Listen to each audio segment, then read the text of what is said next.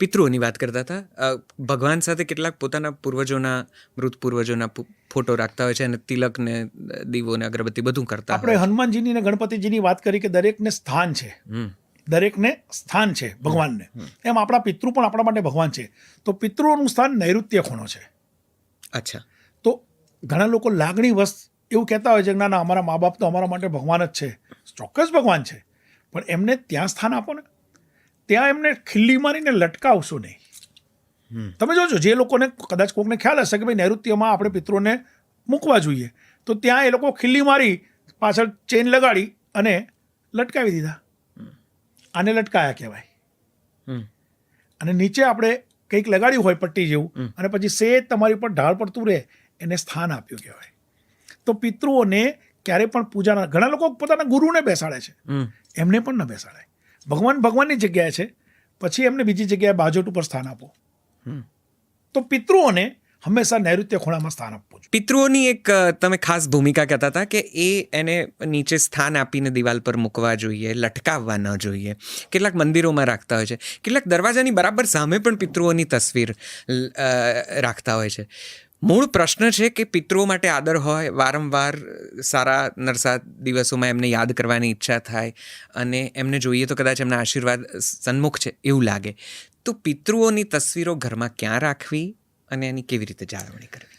પિતૃઓને હંમેશા નૈઋત્ય ખૂણામાં જ બેસાડાય. અને નૈઋત્ય ખૂણો એટલે ક્યાં આવ્યો, આપણે એ પણ આપણા પ્રેક્ષકોને કહી શકીએ. જી. આપણા જે દર્શકો છે એને એક ખ્યાલ હોવો જોઈએ કે પિતૃઓને આપણે નૈઋત્ય ખૂણામાં બેસાડીએ છીએ, પણ નૈઋત્ય ખૂણામાં પણ બે દિશા આવે છે. એક આવે છે સાઉથ એટલે કે દક્ષિણ, અને એક આવે છે વેસ્ટ એટલે કે પશ્ચિમ. તો સાઉથની દિવાલ ઉપર પિતૃઓને નહીં રાખવાના, વેસ્ટની દિવાલ ઉપર પિતૃઓને નૈઋત્ય ખૂણામાં સ્થાન આપવું. હવે બીજી એક વાત કહી દઉં, પિતૃઓને આપણે નૈઋત્ય ખૂણામાં રાખીએ છીએ કારણ કે એ સ્થાન પિતૃઓનું સ્થાન છે. અચ્છા. એની સાથે સાથે આપણે એવું પણ કહીએ છીએ કે લક્ષ્મીજીને પણ, એટલે કે તિજોરી પણ, આપણા ઘરની તિજોરી પણ નૈઋત્ય ખૂણામાં હોવી જોઈએ. ઓકે. હવે જેના ઘરમાં નૈઋત્ય ખૂણામાં તિજોરી છે, એના ઘરમાં જે પૈસા આવે છે તિજોરીમાં, એ ખોટા વપરાતા નથી, ખોટી જગ્યાએ જતા નથી, અને ખાસ કરીને ચોરાતા નથી. એ પૈસા હંમેશા વધે છે, કારણ કે ત્યાં બેસીને પિતૃઓ આપણા ધનની રક્ષા કરે છે. ઓહો. અચ્છા. જી. એટલે ટૂંકમાં તિજોરી નૈઋત્ય ખૂણામાં હોય. તિજોરી નૈઋત્ય, એવું કહેવાય છે કે વાસ્તુમાં કે જેટલું વજન તમારા ઘરમાં નૈઋત્ય ખૂણામાં હોય એટલું તમારું વાસ્તુ બેલેન્સ થયું કહેવાય. તો તિજોરી એટલે એક પ્રકારનું વજન, ભારેખમ વસ્તુ. હા. એટલે એને આપણે નૈઋત્ય ખૂણામાં મૂકીએ. અને નૈઋત્ય ખૂણામાં તિજોરી હોય તો પિતૃઓ આપણા ધનની રક્ષા કરે છે. અચ્છા. એટલે ત્યાં રાખેલો પૈસો કમસે કમ વધે નહીં તો કંઈ નહીં, ખોટો ઘટતો વપરાય નથી. નહીં. હા. અને ના વધે પણ ખરો, ત્યાં રાખેલો પૈસો વધે પણ ખરો, ખોટો વપરાય નહીં અને ચોરી ના થાય. અરે વાહ. તો પિતૃઓના ફોટાથી માંડીને દરેક વસ્તુના જે નિયમો છે આપણા શાસ્ત્ર પ્રમાણે, એ પ્રમાણે જો તમે, અચ્છા, એમાં એવી વાત પણ નથી કે એમાં તમારે બહુ મોટા ખર્ચા થાય છે કે એમાં, હા, સગવડતા મુજબ, તમારા ઘરની સગવડતા મુજબ તમારે પિતૃઓના ફોટા કઈ જગ્યાએ નૈઋત્ય ખૂણામાં મૂકવા, તો એવું પણ કરી શકો કે તમારા જે રૂમની અંદર મૂકવા છે એ રૂમના નૈઋત્ય ખૂણામાં મૂકવા. અચ્છા. ઓકે. એટલે ઘરનો આખા પ્લોટનો કે એનો નૈઋત્ય ખૂણો ના મળતો હોય તો તમારે જે રૂમમાં મૂકવા છે એ રૂમના નૈઋત્ય ખૂણામાં પણ તમે મૂકી શકો. એની સાથે સાથે પિતૃઓને ક્યારે પણ બેડરૂમમાં ન બેસાડાય. બેડરૂમમાં પિતૃઓના ફોટા ન હોય. ઇવન બેડરૂમની અંદર તમારા જે બાળકો હોય ને, એ જ્યાં સુધી ચાઇલ્ડહુડમાં હતા, જ્યાં સુધી બાળકો હતા ને એ ફોટા હતા, એ મૂકી શકો. પણ એ લોકો પણ જ્યારે મોટા થયા, એ ફોટા તમારા બેડરૂમમાં ન હોવા જોઈએ.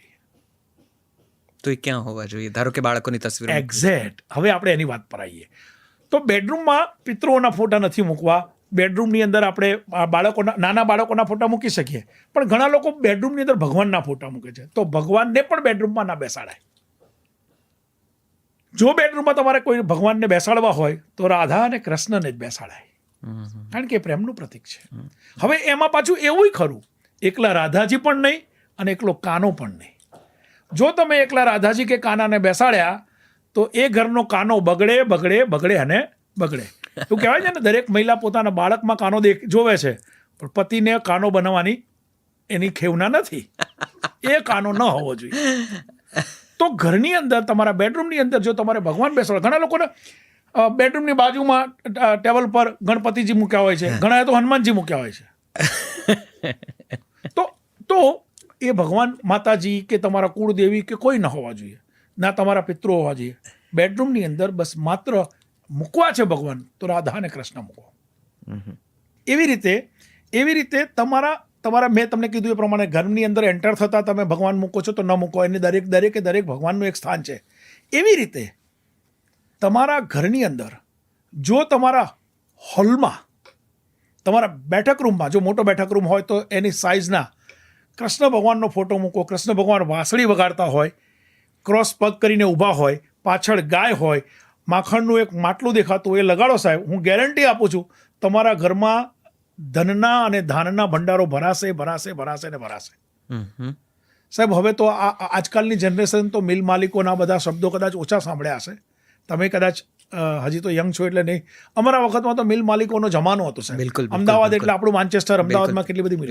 સાહેબ આપણે ત્યાં જેટલા પણ મિલ માલિકો હતા ને, લગભગ લોકોને ત્યાં મારે જવાનું થયું છે, અને દરેકના ઘરમાં બેઠક રૂમમાં કૃષ્ણ ભગવાન કે ઠાકોરજીનો ફોટો હોય ને. તો તમે લગાડી જુઓ સાહેબ, બહુ મોટો ખર્ચો નથી. તો બેઠક રૂમમાં કેટલીક વખત પરિવારજનોના પિક્ચર્સ હોય છે, અને કેટલાક મા બાપને પોતાના સંતાનની એટલી બધી લાગણી હોય, વાલ હોય કે આખા ઘરમાં બાળકોના ફોટા મૂક્યા હોય, એ કરાય. હવે ફૂલ ફેમિલીનો ફોટો હોય, ફૂલ ફેમિલીનો, તો એને વેસ્ટમાં મૂકો, પશ્ચિમની દિવાલ ઉપર મૂકો, કારણ કે સૂર્યના કિરણો એ ફૂલ ફેમિલી ઉપર હંમેશા પડશે, એટલે હંમેશા સૂર્યના આશીર્વાદ રહેશે. પશ્ચિમ કે પૂર્વ? પશ્ચિમમાં મૂકવાનું. જો પશ્ચિમમાં તમે મૂકશો તો સૂર્ય ઉગશે, તેના કિરણો આવશે. કરેક્ટ. તો એવી રીતે મૂકો. શું આપ માનો છો કે મહેનત અને અપેક્ષાના પ્રમાણમાં વધુ ફળ અને સફળતા મળવી જોઈએ, તેમજ નસીબ વધારે સાથ આપે તો?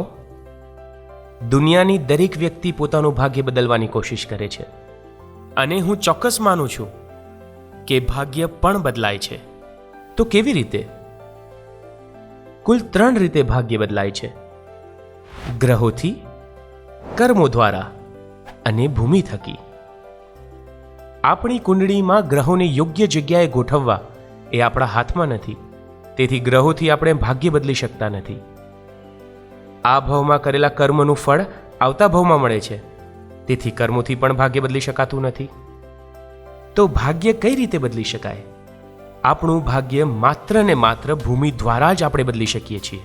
તમે જે જગ્યાએ તમારા પરિવાર સાથે વસવાટ કરો છો, જે ભૂમિ ઉપર વેપાર અને ધંધો કરો છો, તે ભૂમિ જો વાસ્તુની દ્રષ્ટિએ બેલેન્સ હશે તો નિશ્ચિત તમારા જીવનમાં સમૃદ્ધિની લહેર આવશે. ભૂમિનું વાસ્તુ બેલેન્સ કરવા શું કરવું, અને આપણી જે ભૂમિ છે તો શું તે વાસ્તુની દ્રષ્ટિએ બેલેન્સ છે, તે કઈ રીતે જાણવું?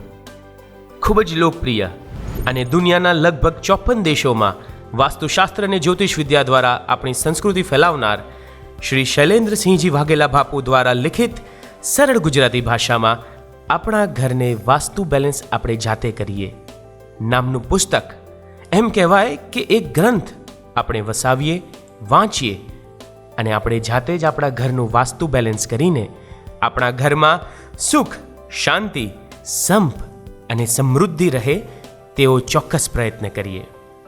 આજે જ આ અમૃતરૂપી ગ્રંથ વસાવો, વાંચો અને જીવનમાં સફળતા મેળવો. વિશ્વભરમાં લોકપ્રિય અને જાણીતા શ્રી શૈલેન્દ્રસિંહજી વાઘેલા બાપુના 30 વર્ષના વાસ્તુ અને જ્યોતિષના અનમોલ જ્ઞાન અને ગાઢ અનુભવની અનુભૂતિ માટે આજે જ સંપર્ક કરો. Bapu's World, 305 Chitrarath Complex, near Hotel President, CG Road, Navarampura, Ahmedabad. Mobile 989898 8868. Email ggbapu@yahoo.com.